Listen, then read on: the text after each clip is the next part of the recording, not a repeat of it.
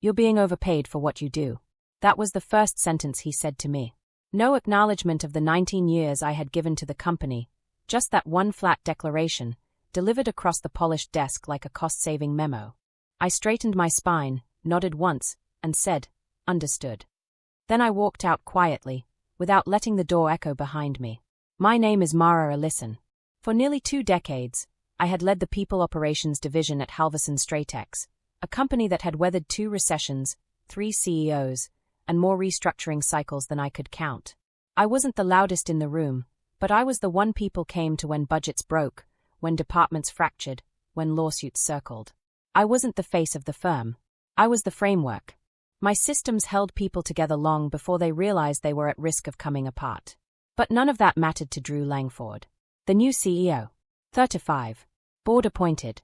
Fresh from a consultancy, with a collapsible portfolio and a vocabulary full of disruption, velocity, and performance modeling. He didn't greet the department heads when he arrived. He sent a mass email about streamlining culture, renamed all our conference rooms after abstract verbs, removed the handshake protocol, and replaced it with QR code greetings. No one knew what that meant. We just stopped greeting. I was told I had a meeting with him that morning. No agenda. No context. I still prepped, old habits. I outlined team metrics, retention data, engagement scores, systems architecture. Figures that reflected the stability we had built. He didn't look up when I walked in. "You've been here how long?" he asked, eyes on his laptop. 19 years this May. He gave a quick, dry laugh. Legacy salaries.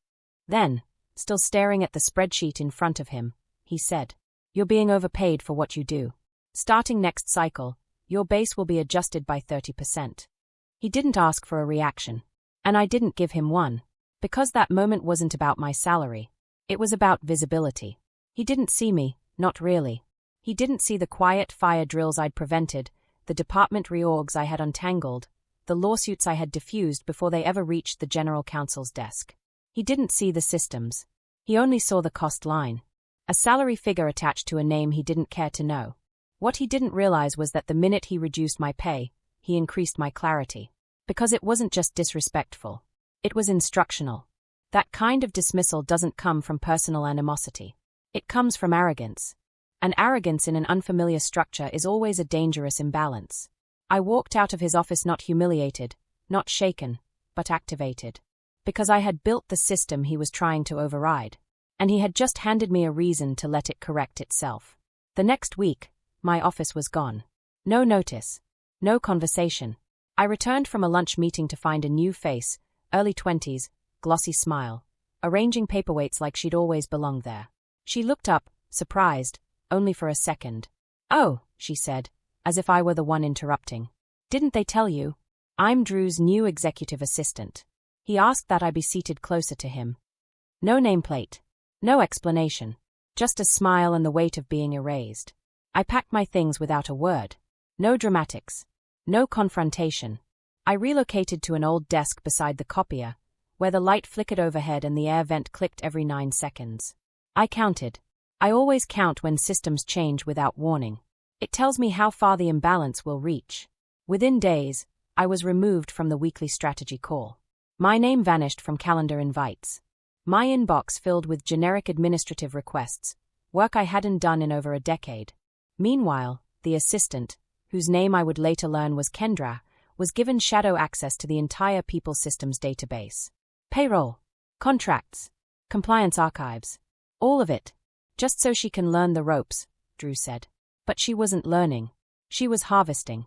She took screenshots of org charts she didn't understand, forwarded policy updates without reading them, laughed too loudly in open air ears, and referred to me as Mama in front of interns who had joined 3 weeks ago. I said nothing. Because I wasn't confused. I was documenting every misrouted contract, every compliance risk ignored, every flagged audit that sat unread in Drew's inbox. They thought I was passive, but I was precise. Each morning, I arrived 15 minutes early. Each evening, I stayed 20 minutes late. Quietly, without fanfare, I began backing up records, capturing version histories, reviewing every permission log tied to the systems I had designed. The safeguards I had once built for resilience, I now studied for silence. I mapped who had access, who had changed it, Who had overridden which protocols? No one asked why. No one questioned my intent. Because they had already decided I didn't matter. And that was their second mistake. Drew believed he had made a clean cut. But what he didn't understand was that the infrastructure he was standing on was never neutral. It had memory. It had logic. It had weight distribution. And the moment he undermined it, he started shifting pressure into places he couldn't see. I didn't need to fight. I only needed to keep watching. Because a system that forgets its own foundation will always eventually collapse under what it tries to carry. They thought I was winding down. I was winding in. Tighter. Calmer. With every silent week that passed. I didn't fade. I focused. Each day, I reviewed a different piece of our internal infrastructure. Not to preserve it, to understand what would happen when it failed. Because failure was no longer a risk. It was a timeline.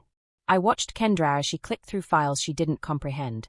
I tracked version edits, seeing her overwrite forms without logging changes. She forwarded compliance memos to the wrong addresses. Filed contracts under the wrong quarters. Deleted names from escalation charts because they looked outdated. No one corrected her. Drew encouraged it. We need new eyes, he said in a staff meeting. Old systems preserve old problems. But the old system wasn't the problem. The ignorance of it was. So I began writing again. Not policy. Not memos. Just one document. A private archive. A plain-text log of access changes. Policy reversals. Missed review checkpoints. Incorrect data handling. I wasn't building a case. I was creating a timeline. Something the system itself couldn't delete, because it no longer knew it existed. I also reconnected with someone no one remembered, Monica Liu. She had started in tech support. Quietly risen through the infrastructure team. Now managed back-end security workflows, silently, surgically, and without any need for credit. Years ago, I had advocated for her promotion when her manager wanted to outsource the entire support tier. She hadn't forgotten. When I messaged her, I only wrote one sentence. If the continuity shield were ever breached, could we redirect admin ownership safely? She replied with 3 words. Already designed it. We met that evening. Not in the office. Not on company servers. Just 2 people who understood that what we had once built to preserve others might now need to preserve itself. We reviewed access chains. Noted the failsafes that had not yet been compromised. We activated the dormant override protocol, originally meant for blackout or leadership incapacitation. It wasn't illegal. It wasn't malicious. It was simply there, buried deep in our continuity handbook, co-authored by me in a year when no one wanted to fund disaster planning. Now, it would do what it was designed for. Protect the system from those who no longer knew how to protect it themselves. The first thing to disappear wasn't a policy. It was my name. Quietly, without ceremony, I removed it from every structure that required active consent. Payroll override authorizations. Contract escalation paths. System ownership declarations. I withdrew from all of them, formally, and within policy. No one noticed. Drew had stopped looking at signatures. Kendra didn't know what half the forms were for. They assumed it was all still intact. And in a way, it was. Just no longer held by me. That's when I wrote the letter. A declaration of disassociation. Turned legal. Tactile. Effective immediately. I withdraw all personal liability and executive authority from platforms, protocols, and workflows built under my direction. No access granted under my name remains valid unless mutually authorized in writing. Signed. Emma Listen. I printed one copy, sealed it, and sent it by internal courier to legal, marked for audit file only. No double CC. No explanation. Just presence. Then I activated the trigger. The continuity override I'd configured with Monica was never meant to be loud. It didn't shut things down. It just removed privileges, shifted system ownership from individuals to the framework itself. A digital transition from trust-based authority to locked-up logic. Overnight, admin tokens began to expire. By morning, platform access requests piled up unanswered. Drew sent a group message asking who had changed the architecture. Monica responded, nothing was changed. Just reverted. He didn't reply. 2 days later, he called a department sync. Agenda, crisis response and cost optimization. Kendra arrived late, flustered, holding a report she clearly hadn't read. I sat in the back, still officially in strategic support. No one asked for my input. No one noticed I hadn't logged in using my usual credentials.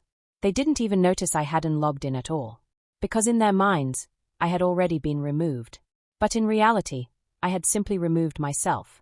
From risk. From blame. From the systems they were now trying to pilot without a map. And the strangest part, I didn't feel angry. I felt ready. Because for the first time, I wasn't holding anything up. And they were about to find out what that absence really meant. The first signs weren't dramatic. There was no system crash. No emergency alert. No loud confrontation in a conference room. It began, as these things often do, with a routine inquiry. Payroll reported missing access to update compensation records. Legal followed, flagging authentication failures when attempting to retrieve contract archives. Compliance reported an audit trail that suddenly stopped halfway through a report. No one panicked. Not yet. The assumption was simple. Someone forgot to grant the right permissions. A glitch. A refresh. An easy fix. But the fixes didn't work. Requests bounced. Credentials failed. Approval chains returned empty. The systems weren't broken. They were intact, but unreachable. Like a network that remembered what it once allowed, but no longer recognized who was asking. Kendra responded with vague reassurances. System caches needed resetting. There had been an internal migration. Everything was just a bit delayed. But there had been no migration. No roadmap. No change request documentation. No IT ticket. Only systems asking for authority that no one could provide. And still, no one asked me. That part was almost poetic. They had spent weeks phasing me out of the narrative so thoroughly that it no longer occurred to them I might be the only one who could answer their questions. So I watched. Distant. Calm. And entirely unbothered, as the structure began to strain beneath the weight of their assumption. Drew called a meeting. He labeled it process optimization. But the tension in the room made it obvious. No one spoke in complete sentences. Kendra walked in 10 minutes late, carrying reports she hadn't written, referencing data she didn't understand. And when Drew asked if the compliance system could be restored before the client review, her answer was confident but hollow. That was the moment the first resignation came through. One of the directors I had mentored 5 years ago submitted her formal notice, citing organizational misalignment. No elaboration. No transition memo. Just a clean, silent exit. She was followed by 2 more in the same week. Their roles weren't filled. Their workloads were redistributed to project managers who weren't briefed. Errors multiplied, slowly but visibly. A benefits renewal cycle stalled. A hiring requisition form routed itself into a loop. Legal didn't get a chance to review a vendor renewal, and the contract auto-expired. From the outside, nothing had fallen. But on the inside, the floor was beginning to shift. And I wasn't surprised. Because none of this was sabotage. None of it was vengeance. It was consequence.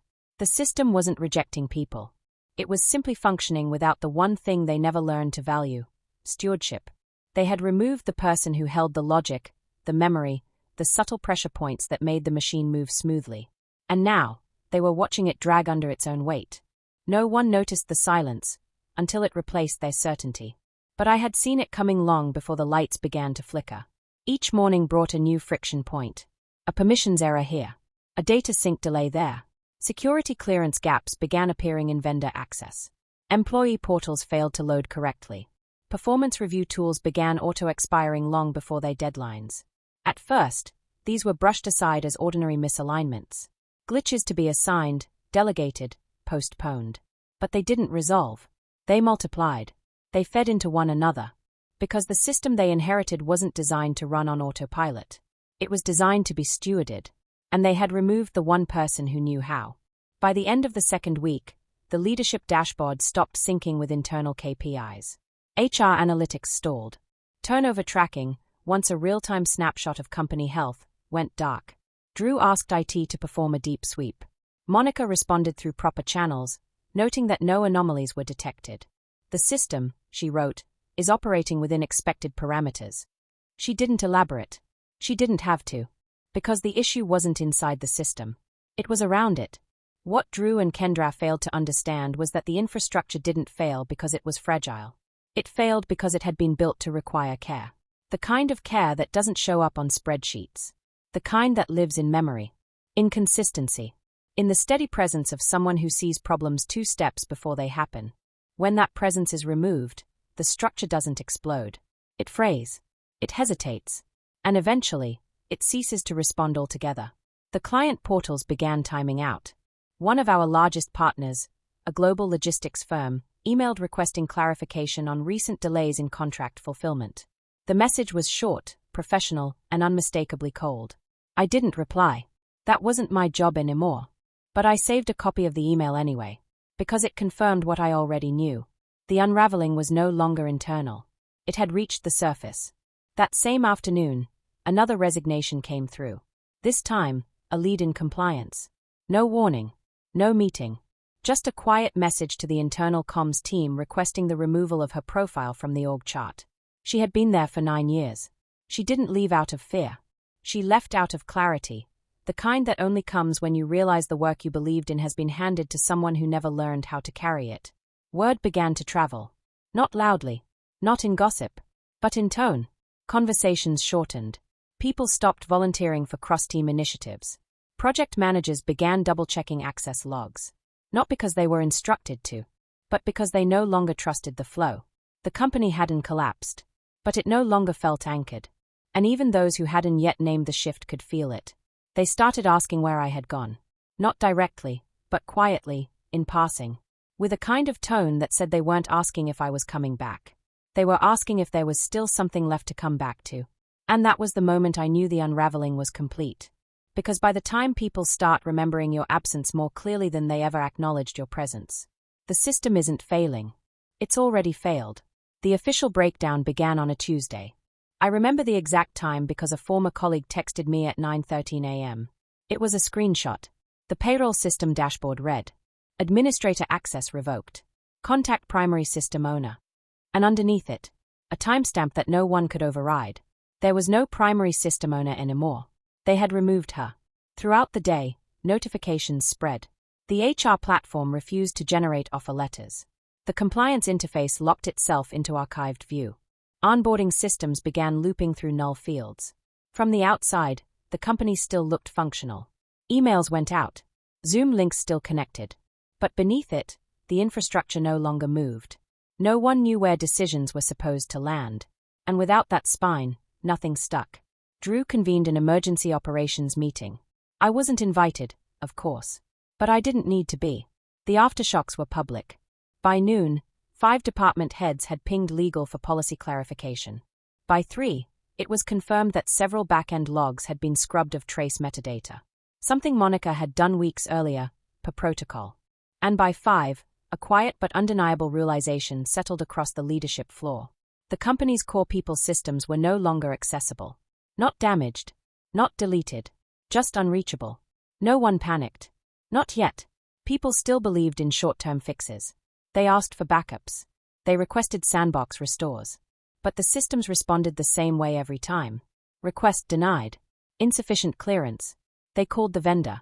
The vendor referred them to the internal system license holder. And that, they realized, was me. I didn't answer their calls. Not because I wanted revenge, but because there was nothing left to say. They had removed my title. They had reduced my scope.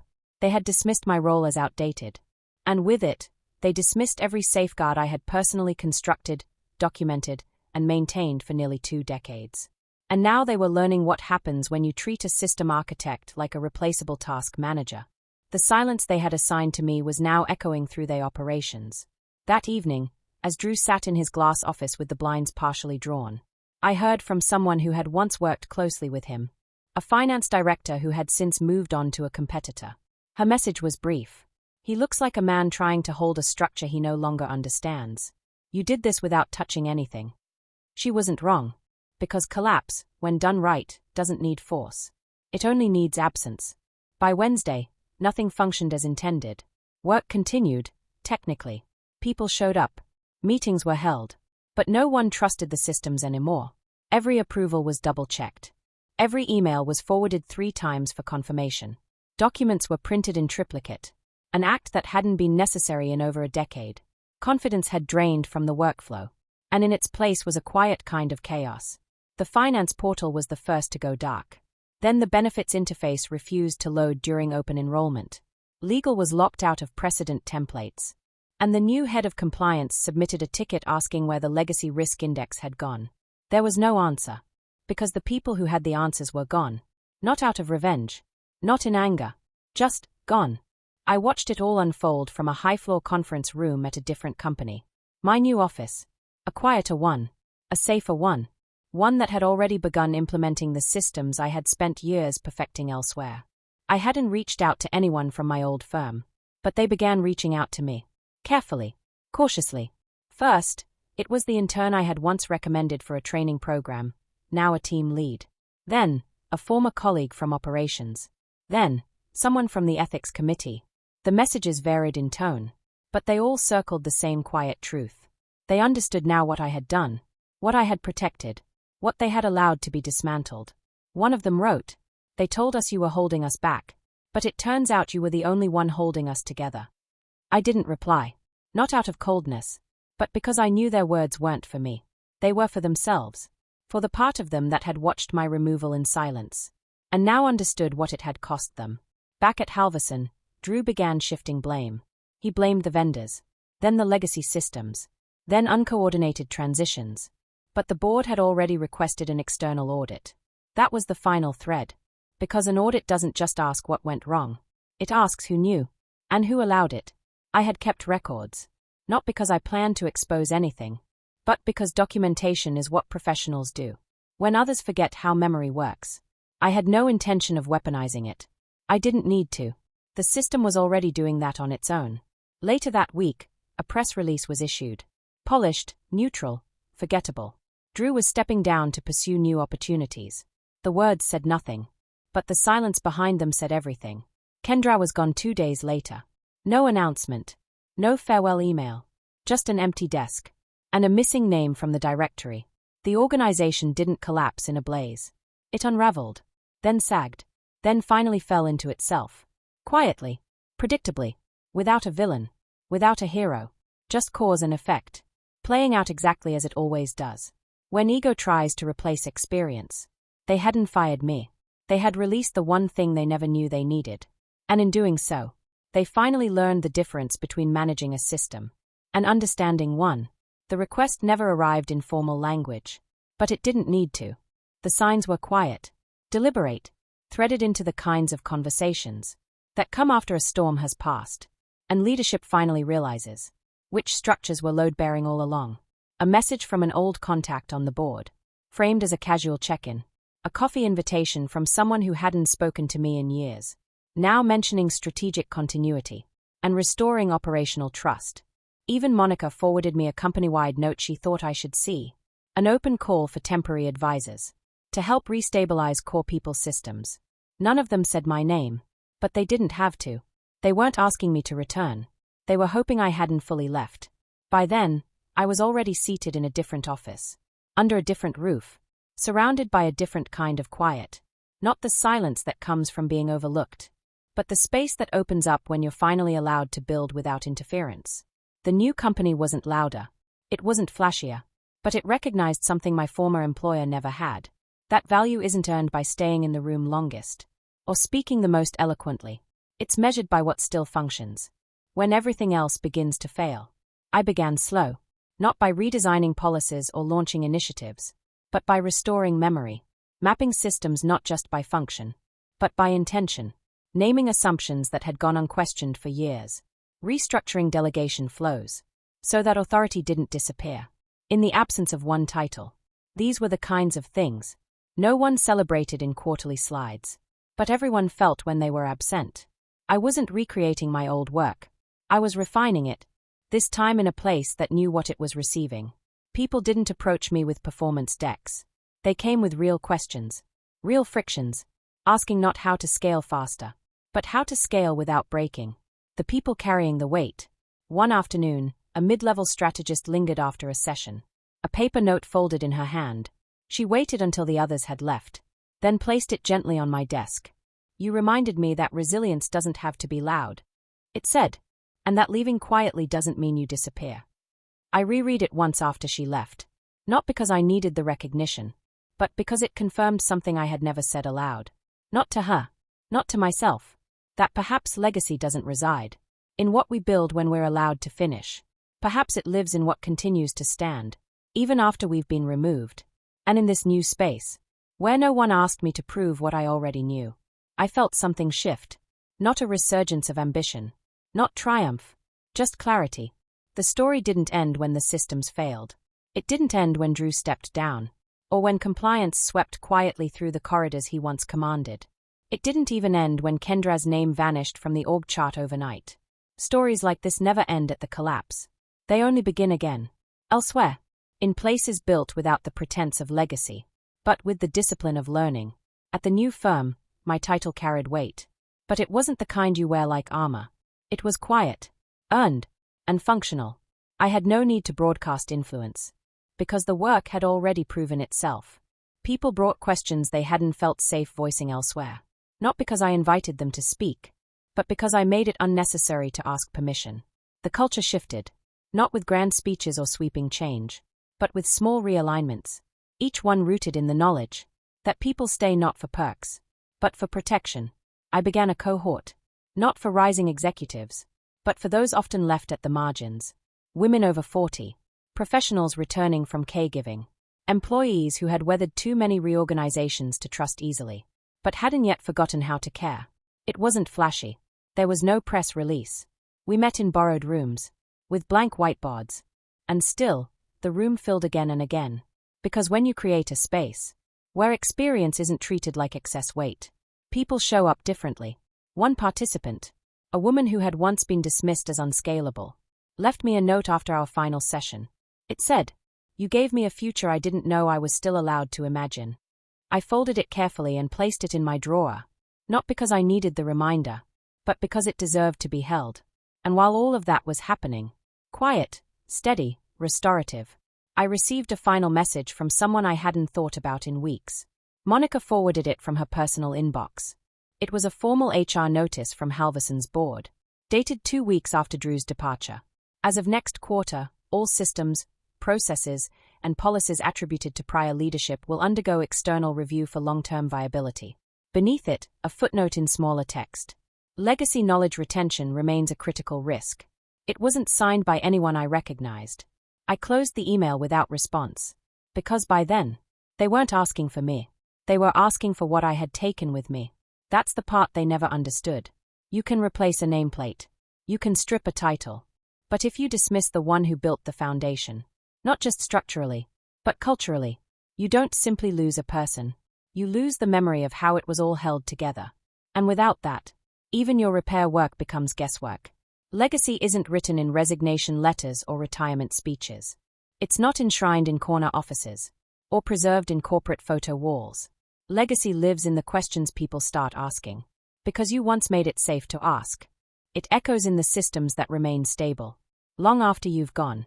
It breathes through the voices you once mentored, now steady enough to mentor others. And it stands, unshaken, in the space between what they tried to replace and what they can never replicate. I don't think about Drew often. When I do, it's not with anger. It's with clarity.